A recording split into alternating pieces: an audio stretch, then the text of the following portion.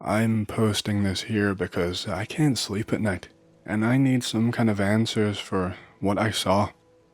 Now, my story probably is not going to make a whole lot of sense, and it doesn't really have a satisfying conclusion. I'm sorry in advance for that, but it's something that really keeps me up at night. For context, I've been working as a security guard for many years of my life. I'm getting on in the years now, and have been trying to look for jobs that aren't as physically strenuous as I wind down for retirement. I have worked all sorts of jobs over the years. I have licenses for close protection, working as a bodyguard basically, and I have worked for some big names in some big places. Most recently though, I was hired as a private security guard for this man who was quite wealthy. He owned a pretty big home in a gated community in California, which you would think would mean he'd be fine for security, but he hired me to work nights mostly and to help with some jobs here and there. I can't even remember how I found out about the job. I think a friend in the industry gave me a heads up. I think the guy was scouting for someone. He told me it would be a perfect fit for me and that it shouldn't take too much of a toll on my body. So I agreed to do it because the pay was pretty nice. I would basically work from around 9 p.m. or whenever it got dark until sunup. His house was massive and was like a compound really. Even though he was already in a gated community, he had these high metal fences with barbed wire and shit. He had surveillance covering basically every single corner of the home. He had even erected this little guard booth outside that I could sit in and use to watch the external cameras. And that was pretty much my job. Do patrols around the perimeter of the house at night, watch the cameras, and then head home. This guy barely left his house and would occasionally ask me for help with carrying things, like wooden crates or bags of sand or just whatever he had to move. I didn't really find out much about him. I didn't know what he did for work or in his spare time. He seemed like a nice dude, just closed off. For the first week or so that I worked this job, I had no complaints whatsoever. But I was under the impression that this man lived alone. I was sitting in my guard booth, and I would be lying if I said I was not nodding off. I was doing that thing where you jolt awake and try every trick in the book to keep your eyes open, but then you end up dropping straight back off without even realizing. This happened a couple of times until I noticed an alert. Someone or something had tripped a motion alert somewhere outside the house. I think it was around the back of the house, so I rushed there immediately. I could see the giant, blinding white floodlight just engulfing the area, and I noticed that right around the edge of this floodlight, there was a figure, a person. It was a woman. I couldn't really say how old she was, and she was just walking across the grounds. She seemed to just be bobbling from side to side and not really having a particular destination. She looked drowsy, like maybe she was sleepwalking or something, or like she was on medication or even drunk. She looked unsteady on her feet, and like at any point she was just going to misstep and hit the ground. I was shocked. How the hell had this woman found her way into the compound? She didn't seem anywhere near athletic enough to scale the fence. She would have had cuts and bruises if she managed it. I patrolled the perimeter enough to know that there were no gaps or back entrances. I'm licensed to carry a gun while on duty. I have a firearm permit issued by the Bureau of Security that allows me to carry an authorized firearm. By authorized, it's basically just anything that's 9mm, .357, .40, or .45, as long as it's under 10 rounds mag capacity and not an assault weapon. My gut feeling though was that this woman was not a threat, and so I didn't reach for my weapon or anything. I just called out to her and asked her who she was and what she was doing. When I called her name, she kinda just stopped all at once. Instead of just turning her head towards me, she turned her entire body at once in a slow shuffle, and she waited there on the spot until I walked closer. She was moving her mouth a little before I started walking, but I could not hear her or make out what she was saying, and no amount of speak up or I can't hear yous was making her raise her voice. So I got closer and leaned my head in, and I was like, "This is private property. Who are you? How did you get in? What's your business here?" etc. And at first she seemed okay. She was like, "My name is Marilyn. I'm a dog walker." But after that, she just stopped finishing her sentences. The more she talked, the more she started to slur her words, until eventually her sentences were just, "I'm here, Becca, I use..." And then she would just stare at me instead of finishing her sentence. I was like, okay, you're clearly either very drunk or not very well, so let me call the owner, who I'll just call O from now on instead of using his real name. So I stepped back and pulled out my radio, and I was like, "Hey, O, I've got a lady down here on your property who seems out of sorts. I have no idea where she came from, but she seems either very drunk or mentally unsound. Should I call the police?" The second I finished my question, O was like, "No, definitely don't call them. I will be right down. Just wait there." And so I tried to walk to this woman while I waited, and tried to make sure that she did not go anywhere. And let's just say it went horribly. I was just like, "O is going to come and get you. Are you okay?"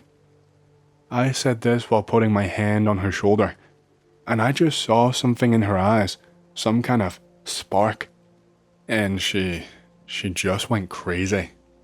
She started screaming and clawing at me and trying to slap me. And when I retreated and hit the dirt, she started running away as fast as she could towards the front gate. She was stumbling and swaying from side to side and had to keep stopping so she did not get far. I was able to catch up and stop her, but she continued to try and scratch at me. At this point, I basically have her pinned face down into the dirt, and O was quite distressed when he finally got there. He told me to help her up immediately and that I needed to be careful with her, that she's fragile. He told me to just wait there and took her inside, and he was gone for quite some time.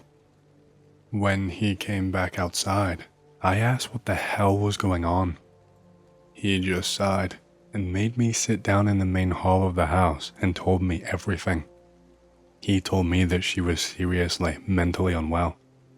He said that in his house, in all of the guest rooms, he has patients that he cares for. He told me that his family has a long history of mental illness and that most either succumb to it and perish or just go crazy. He went on to explain that he would feel evil just putting them into a care home to rot, and that he would want someone to care for him just the same way. It all really took me by surprise, but I understood completely why he wanted to keep that a secret. I reassured him that it was okay by me, and that I would be here to help, but that he needed to tell me exactly what he wanted from me. When I first signed on to do this job, there were strict zones in the house that I was not allowed to enter. Mostly I was supposed to stay outside, but O occasionally invited me inside to do extra jobs. But there were certain places I absolutely could not go, like the cellar and the outhouse and the garage. He told me that he had a couple of family members in the guest houses, that he fetches the medication and provides care himself. He proceeded to tell me that if I saw them out wandering on the grounds, that I should leave them be and not approach them. That unless they were in distress or trying to do something that might get them hurt, that I should not intervene and just call O to come and gather them. That sounded fun to me. Now, don't get me wrong, this was a strange situation. It's not something I had ever had to deal with before in this profession. But I mean, the pay packet was large, and the job load had not exactly increased by that much. It was no different than just keeping an eye out for intruders. So, another chunk of time goes by with no problems whatsoever. I'd say I probably had a week without even seeing any of his family members on the grounds. But this one night, I'm doing a standard perimeter patrol. I probably do one once an hour, or sometimes every 30 minutes, depending on how things are going. It's mostly up to my discretion. Some nights you just want to keep your legs moving, especially when it's cold. So I'm on the left side of the property, and I've walked down this side passage. At the end of this side passage, there is this metal gate that allows you to get access to the cellar and I think the back windows on the house. There is a sunroom back there too that's pretty big. Anyway, so I'm walking down the passage and it is pretty dark. And I hear some sounds coming from the end of the passage. It sounds like something scraping metal. So I scramble to pull out my flashlight, and there is a man right at the end of this passage. He is just gripping onto the metal gate and trying to claw at it with his fingers. His fingernails are just stubs, and I can see blood all around them and little cuts from where he must have tried this before. I could not tell you how long this guy had been there. I stood and watched for a few seconds before revealing myself because I was not sure whether to intervene or not. But I watched this man start to bite down on the metal of the gate. He was just chomping and chewing, and so I called out to him while slowly approaching. I asked if he was okay, and he did not even stop biting to respond to me. I just heard a muffled reply since he kept biting at the gate. It sounded almost like he was sobbing, if I'm not mistaken. He was saying, "Please let me out, please let me out," while he had his mouth around the metal. And at one point I heard a snap, and I saw something, a chunk of something, fall out of this man's mouth and hit the floor. It was white, and it had blood on it, and he just kept going, biting and clawing. I called for O on the radio and explained the situation. I grabbed the man from behind and led him away. He didn't try to resist, thankfully. He had tears streaming down his face, and when he opened up his mouth to talk, it was a bloody mess. He had a few cracked and snapped teeth. I felt so bad for the guy. He was asking me to let him out, but he was trying to get back in the house, so it didn't really make sense. It's kind of insane what age and mental illness can do to the human mind. I felt horrible. O eventually got down there, and I helped escort the man to his bed. The whole walk there, he kept trying to mumble something else, but it was not understandable. The time between that event and this last one was only maybe 48 hours at most. I was so tired that night. I had been working myself silly and struggling to sleep. I think that encounter with that man, I think it just really got to me. I felt like I couldn't really get the image of him out of my head. Still, every single shift was a day closer to retirement, and so I clocked in all the same. I think I dozed off in the guardhouse for close to 2 hours. I did not do any of my patrols at all, which was pretty negligent of me. Any other job and I would have been fired on the spot. Anyway, I awoke to a shock that really got my heart going. I was jolted awake by the sound of some kind of alarm going off. It was coming from somewhere around the rear of the house. It almost sounded like a military siren, maybe even an air raid siren from World War II. This was really strange. Even when some of the patients had gotten out of bed and outside before, there had never been any kind of alarm. Most of the alerts for lights and other things were designed to be silent and to keep a low profile. I jumped up, and I started doing a full sprint, something I had not done for years at that point. It did not take me long to figure out what was going on. I saw two people jogging down to the front gate. Well, one was jogging and pulling the other one along by the arm. It looked like they were trying to climb the gate. It was two women. I ran down and started shouting and asking what was going on, and one of them looked really panicked. And I realized something pretty quickly, and I started stuttering, because I had no idea what was going on or what to say. The two women that were stood directly in front of me, they were identical. One of the women was clearly the first lady I had seen wandering on the grounds. She was still quiet and seemed as distant as ever. She did not look panicked or scared or even like she was all there. She just stood there, gazing off into space. The other woman, she looked identical. I assume they must have been twins. But this twin, she was the opposite of the first one.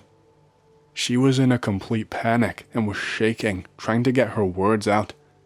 She was wearing this plain white dress that was more like a gown, and it had mud and flecks of blood at the bottom of it.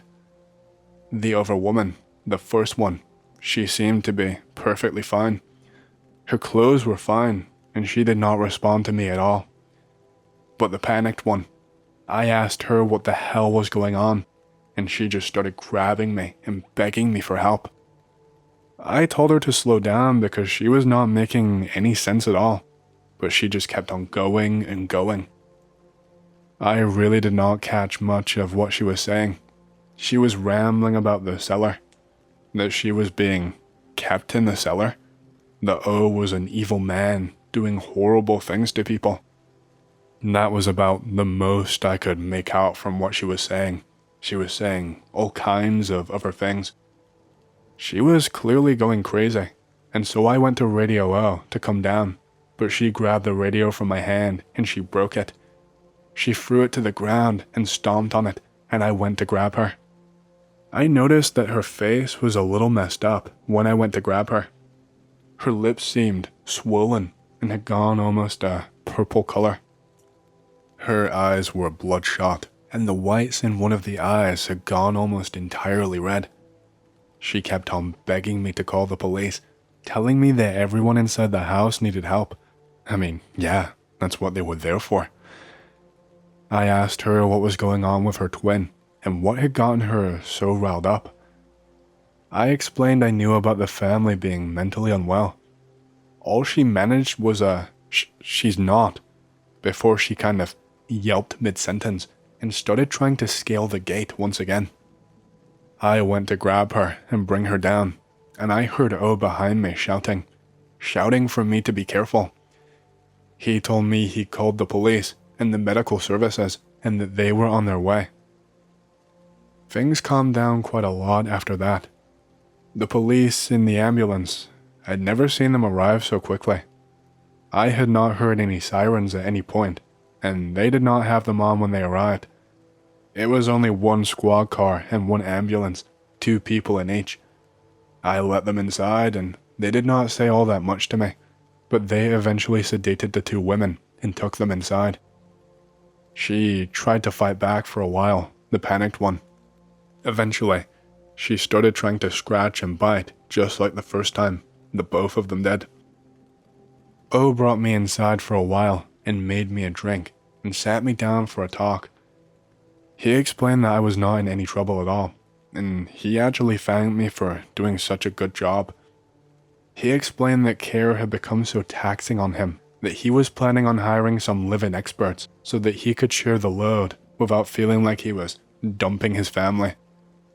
He explained that because of this, more security would be needed, and so he was opting to contract a company rather than any individuals.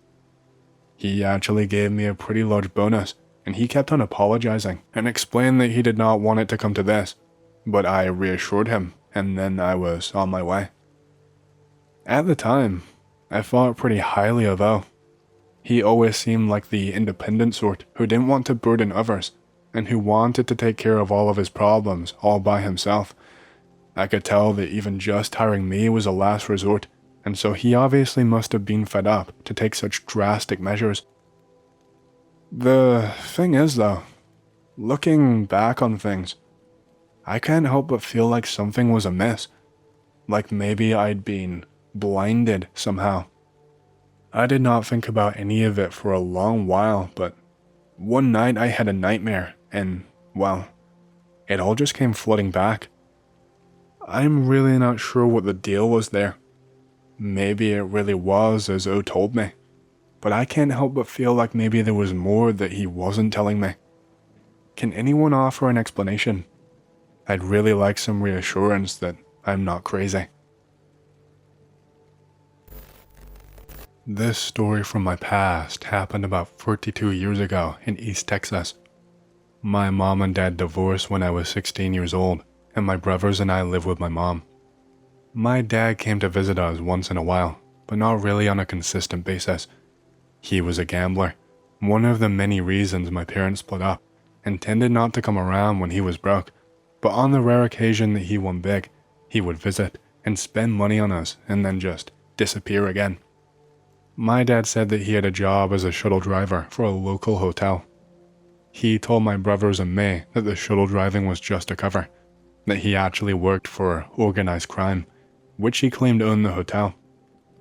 He said his real job was to drive out to various places in the area to pick up fugitives running from warrants or people who were otherwise wanted by law enforcement, bring them to the hotel to hide, and then later, they would move on by means my dad said he didn't know. My dad was always a blowhard and always exaggerating or out and out lying, so my brothers and I just blew it off and didn't think much of the claim. Until something strange happened. My dad disappeared. It was 1988 and I was 22 years old and a college student still living at home. I worked as a full-time disc jockey on the overnight shift, 10 p.m. to 7 a.m. at a local radio station. My middle brother was 19 years old and lived in an apartment with a friend and worked at a nearby Dairy Queen. My youngest brother was 9 years old and lived at home. One day my brother called my mom and me and asked us if we knew where my dad was. He says some men came to the Dairy Queen while he was at work and asked him if he had seen my dad recently.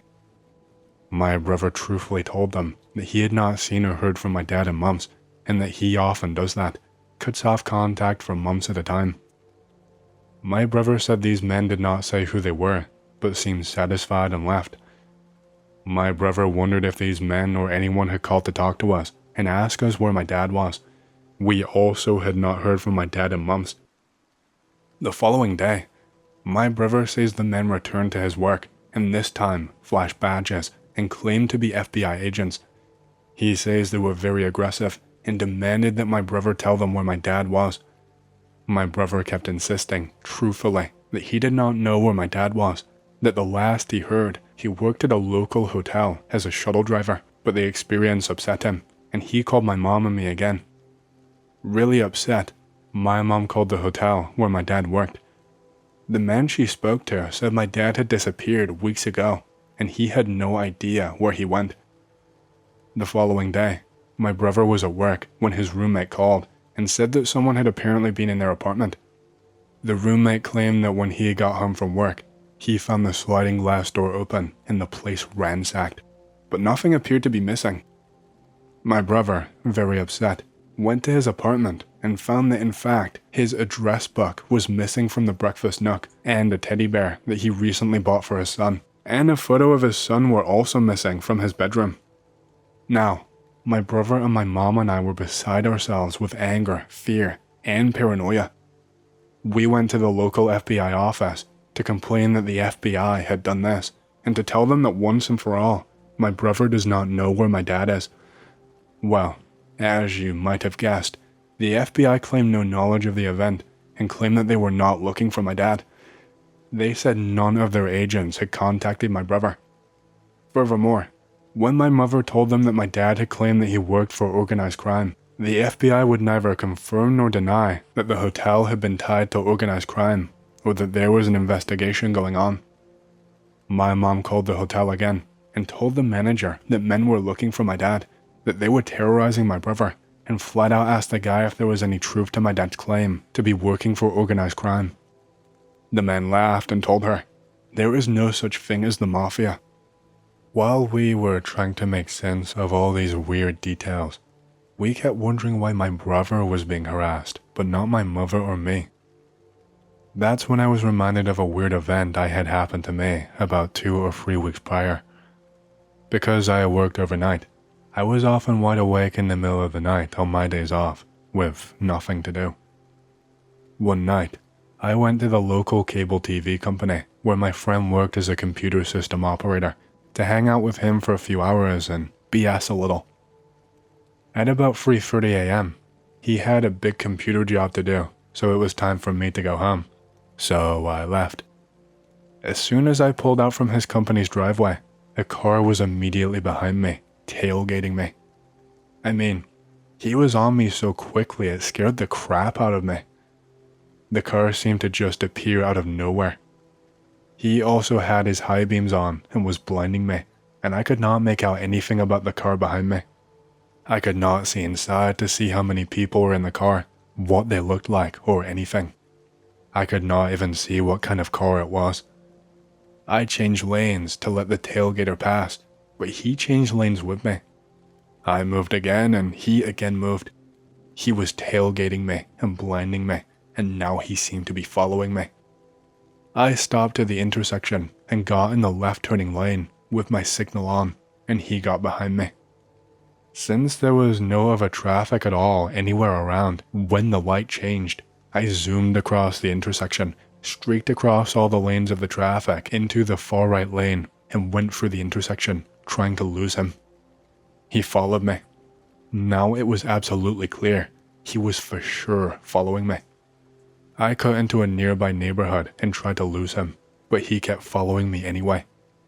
I finally managed to zoom back out to the intersection and crossed over and went to the 7-Eleven at the corner and jumped out and ran inside and yelled to the clerk that someone was following me. As I did, I saw the car that was following me cut through the parking lot of the 7-Eleven, and for the first time, I got a look at the car. It was a late model tan-colored 4-door, and there were 2 white guys inside of it. The clerk just blew me off and said I was exaggerating, that it was probably just kids messing with me, and to just let it go. I left, but I was still spooked by it, and I did not want to go straight home. I was afraid they might follow me again, and I did not want them to know where I lived, so I went to my workplace. I knew the disc jockey on the air that night would be my friend Paula, so I decided to go and visit her on the air for a little while and hang out and calm down. I told her what happened and hung out for around 2 hours. She also felt it was probably just some punks being jerks, and that calmed me down.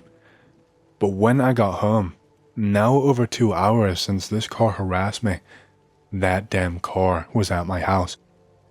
As I was coming down the street to my apartments and about to turn right, I saw the damn car pull out of my apartments, and as it passed me, the sons of bitches flashed their high beams on and off at me. It was them. What the fuck? I panicked and called Paula at the radio station and told her what happened. She was freaked. She was like, "What? Why would they wait for you at home? Who is this? Oh my god, call the police." I was freaked out as to how they could possibly know where I lived. Why would they wait 2 hours for me? And then when they finally saw me, flash their lights at me and just leave? I mean, what? But now, remembering that event and putting it together with my brother's FBI visit and apartment break-in, it seemed obvious that it was all tied together. I had not thought about it before, but now I remembered. My car was actually my dad's car. He gave it to me about 2 months earlier when he got a new one. So if someone had been looking for my dad, they might have thought that I was him. And when they saw me coming home, realized I'm not him and just left. But who was messing with us? And why? Where was my dad? Why are these strange people harassing us? My mom, my brother and I went to the local police and filed a missing persons report and a complaint. We spoke to a very nice detective. About 5 days later, we got a call from the same detective. He had solved the whole strange case. It turns out, my dad had disappeared because he owed his employers more than $50,000 in gambling debts. The detective confirmed that my dad did work for some unsavory characters, but said they were not organized crime per se. He had no idea if my dad was actually shuttling fugitives or not, like he claimed. He said that my dad was hiding out in Nevada and that he had spoken to him, and that he was alive and well but in hiding. We asked, then who the hell were those men, And why were they bothering my brother? The detective explained that it is not uncommon for unsavory bounty hunters and debt collectors to impersonate law enforcement and call and harass people. My brother asked, how did they get in his apartment? The detective said a sliding glass door is easy peasy to open, and they probably stole the address book, hoping it had my dad's contact information inside of it. They stole the teddy bear and the pictures to use to scare my brother, which worked. I asked the detective why the men only harassed my brother and not my mom and me. The detective said, because my dad had used my brother as a reference on his job application at the hotel and gave my brother's address and phone number. The FBI agents probably figured he was close to my dad and either maintained contact with him or, if threatened, would contact him. So, my dad eventually turned back up in town, and he acted like nothing ever happened. He never spoke of the incident, and we never brought it back up. I guess he got the money he owed them. I don't know, but that's my story.